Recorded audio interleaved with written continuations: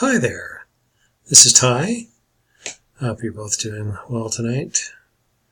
I'm going to give you a little talk about Constructivism and what I learned about helping students learn how to learn.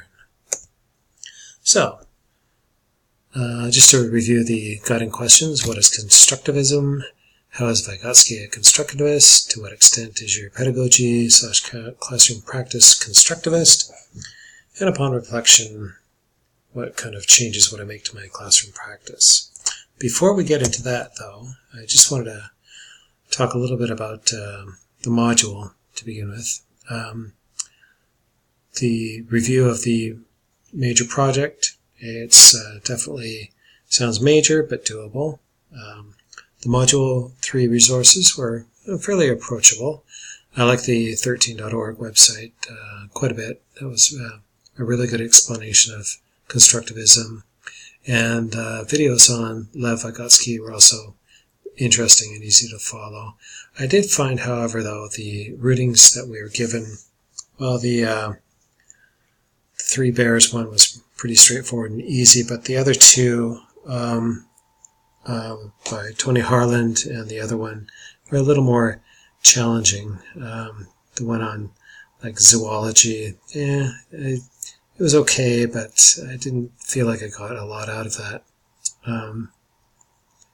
What else was there? Drama. How we think and how we feel cannot be separated. I thought that was a pretty compelling statement.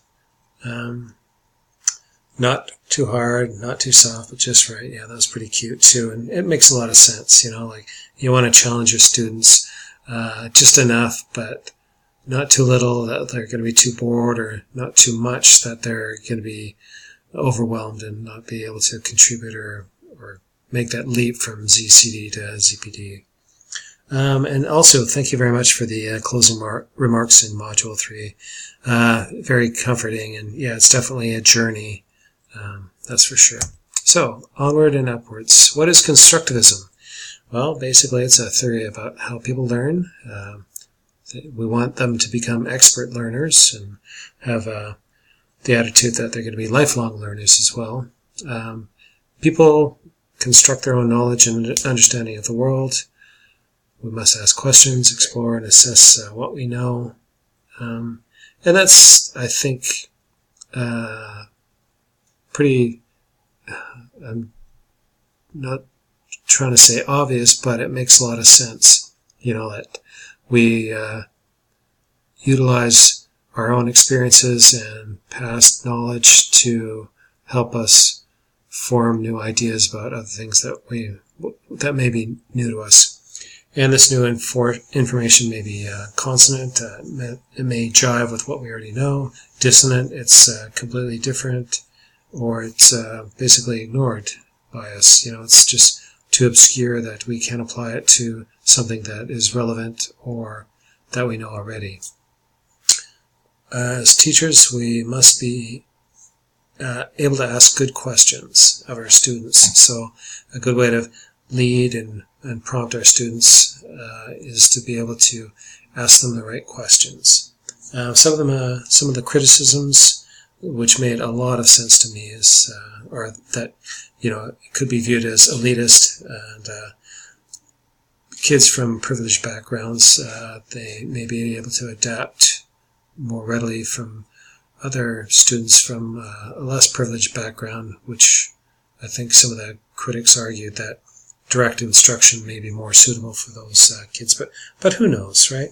Another one of the criticisms was that this could lead to a lot of groupthink, the tyranny of the majority, where, you know, if we're asking kids to learn in a collaborative sort of environment, there may be situations, I know this from adult situations, where there may be one or two voices or personalities that are dominating, and the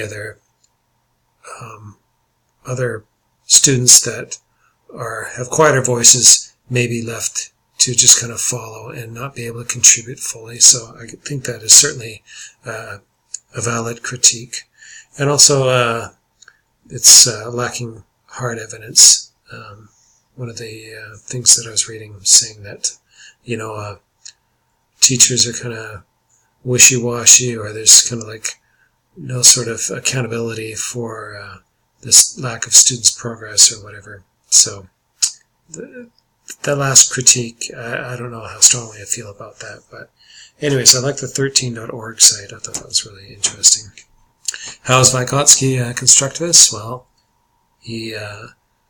his theory was based on social interaction, and we learn that way, and that's the constructivist point of view as well, that we learn things through social interactions with our peers.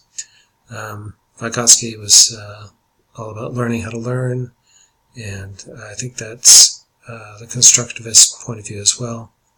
When students reflect on what they know and what their strategies are, they become aware of their zone of current development. Basically, they become aware of where they are, what they know, and what they don't know. So that enables them to make the leap to the ZPD, the zone of proximal development.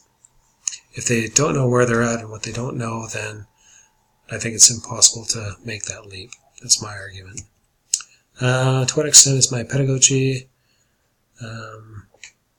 classroom practice constructivist? Well, again, I don't have a class really. I do mentor and teach some people at work, but when I do that, I try and get my student to build on the knowledge and experiences they already have.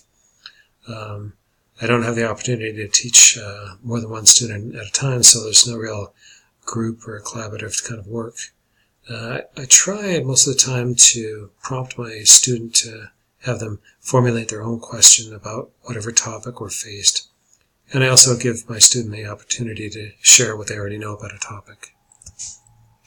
What kind of changes would I make in the future to be more constructivist? Well, I'd give my students some multiple modes of expressing their ideas. I would incorporate more hands-on activities to help them build their own ideas.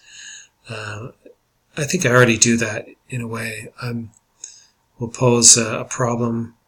Hey, we need to figure out how to do this, and just let my student kind of work out their own way through the problem and kind of scaffold them when I need to. Also, I'd have my students reflect on their learning experience and make them comfortable enough with me to share it with me. And I think I'd make it a point of having more sort of one-on-one meetings with my students to discuss their learning. So that's where I'm at. I really enjoyed Module 3, and I'm looking forward to the next one. Thanks for listening. Bye for now.